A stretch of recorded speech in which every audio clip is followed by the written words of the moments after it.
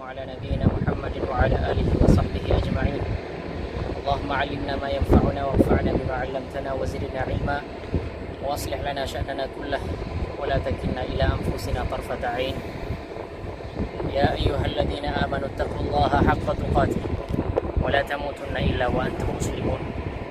Amma ba'd. Teman-teman sekalian, Ramadan berada di tengah-tengah kita.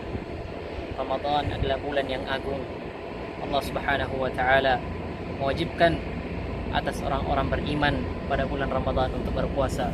Ya ayyuhalladzina amanu kutiba alaikumusiyam kama kutiba alal ladzina min qablikum la'allakum tattaqun. Ya ayyuhalladzina amanu. Ibnu Mas'ud radhiyallahu anhu berkata, "Idza sami'ta Allah yaqul ya ayyuhalladzina amanu far'iha sam'ak fa innahu khairun ya'muruka bih aw syarrun yanha anhu."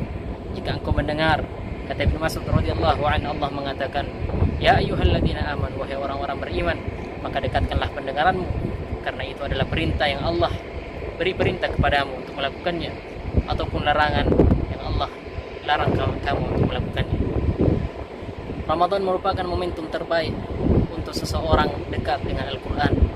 Bagaimana tidak, Ramadan merupakan bulan turunnya Al-Quran. Syahrul Ramadan alladzi unzila fihi Al-Quran hudan linnasi wa bayyinatin minal huda wal furqan.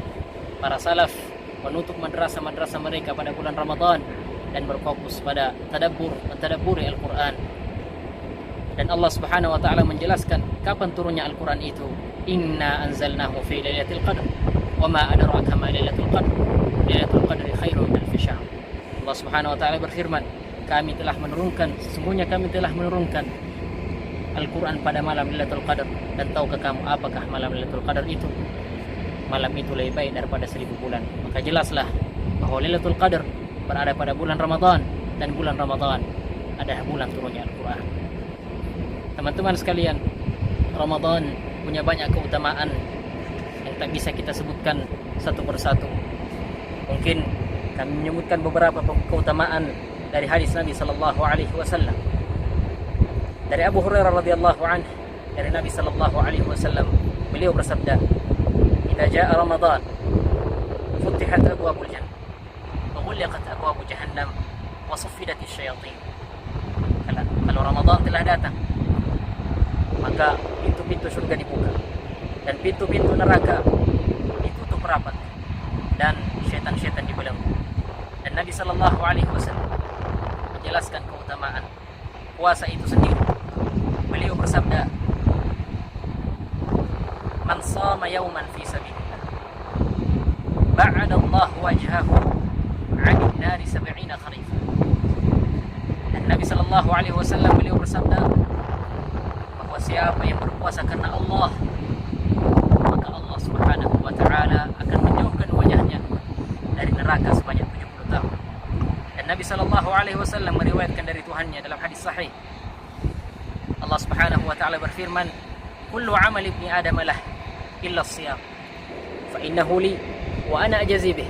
Allah Subhanahu wa taala mengatakan, setiap amal anak Adam adalah miliknya kecuali puasa. Sesungguhnya dia adalah milikku dan saya sendiri yang akan membalasnya. Kemudian Nabi sallallahu alaihi wasallam melanjutkan, "As-shaumu junnah."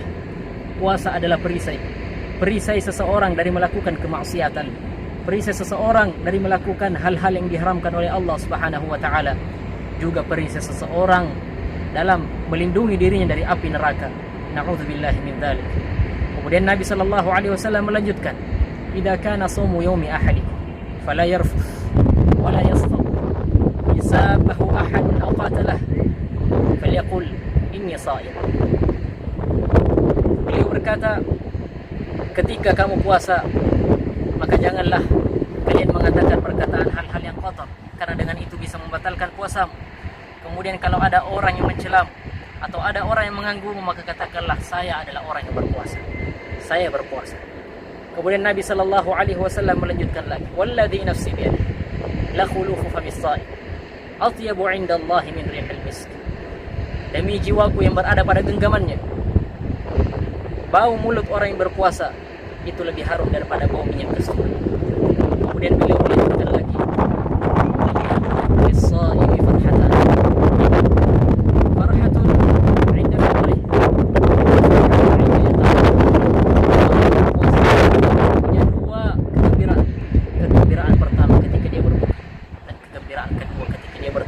Tuhannya, melihat pahala-pahala puasanya. Teman-teman sekalian, Nabi Shallallahu Alaihi Wasallam di hadis yang lain menyebutkan tentang jaminan bagi orang-orang yang berpuasa.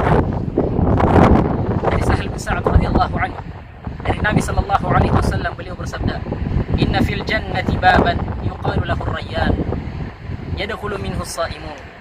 Sesungguhnya di surga ada pintu namanya pintu Ar-Rayyan yang tidak dimasuki kecuali orang-orang yang berpuasa.